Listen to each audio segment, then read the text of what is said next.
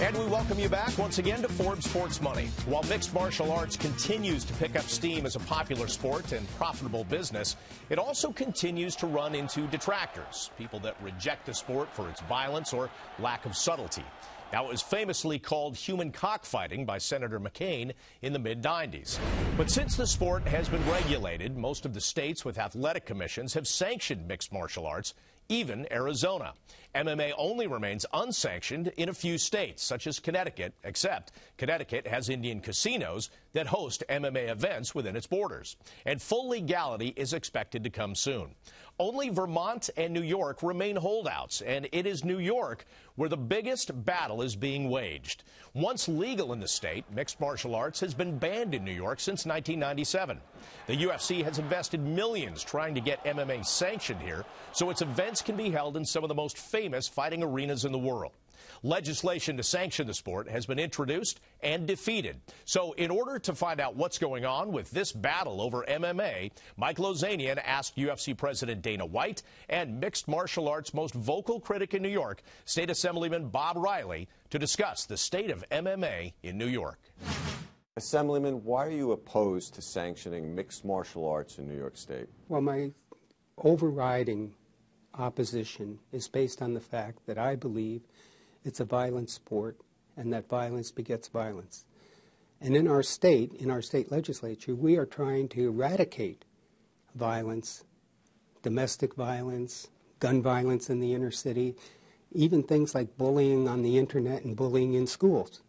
And I find it contradictory that as we're trying to eliminate violence, we in fact would promote violence in MMA. Your colleagues who are pro-MMA, what are their arguments for passing it and sanctioning MMA in New York State? The major one that my colleagues use that favor the legalization of MMA is that it will bring money into the state. And I reject that entirely. I think it will cost more money for the state than it will bring in. I think that's a specious and fallacious argument that it will bring money into the state. Not surprisingly, UFC President Dana White has a different take on things. I know how big it will be in the state of New York, not just in New York City, but for the state of New York itself. You know, how many jobs we create when we come in there, how much economic impact there is. Our fans come in from all over the world. They stay in hotels, they eat in restaurants, they go to nightclubs, they go shopping in the malls. Believe me, when we roll into town, every local business in town can't wait till the UFC comes back. The Rogers Center was your first stadium event. Let's suppose you had an event at Yankee Stadium.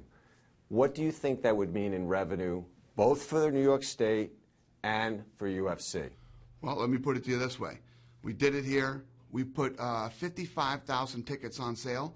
We sold 55,000 tickets in 18 minutes. And it's the biggest gate in the history of the Sky Dome, now Rogers Center. 1994 World Series when the Blue Jays played. The NFL when they came up here. U2, you name any of the concerts. It's the biggest event they've ever done. Why do you think there's been so much resistance by some of the lawmakers? There's a reason. There's been resistance, and it really has nothing to do with mixed martial arts, to be honest with you.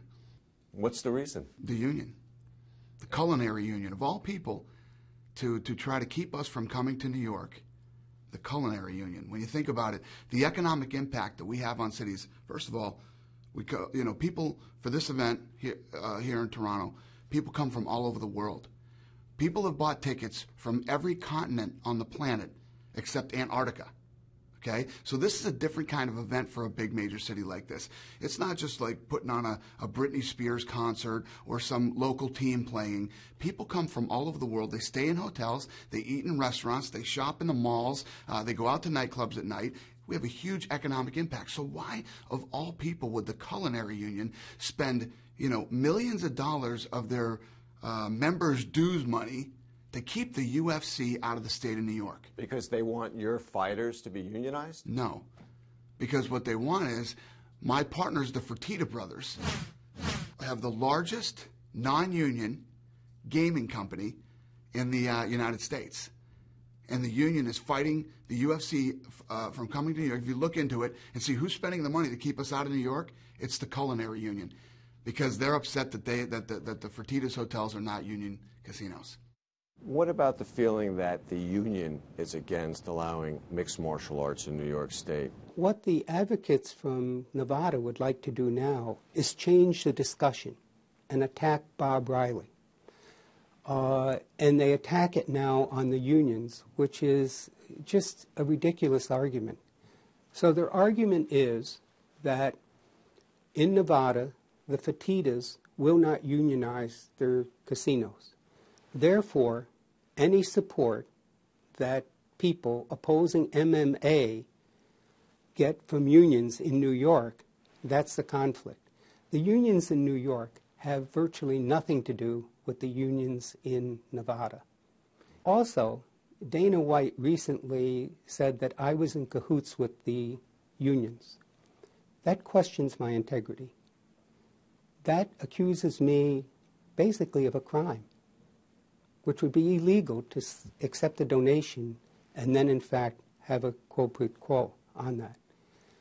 So you best be careful about that type of accusation. Is it your feeling that MMA will ever pass in New York State? No.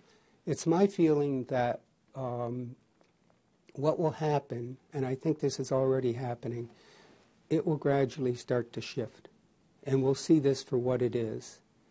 And more states, who in fact some states that legalized it, will start to make it illegal, although that's a harder thing to do. Yeah, because actually the trend's been the other way. More states have been legalizing. Yeah, well, what makes you think that it's going to go the other way? As financially it's getting I better, why do you think I see a state like South Carolina that legalizes it, and in that same year has a death.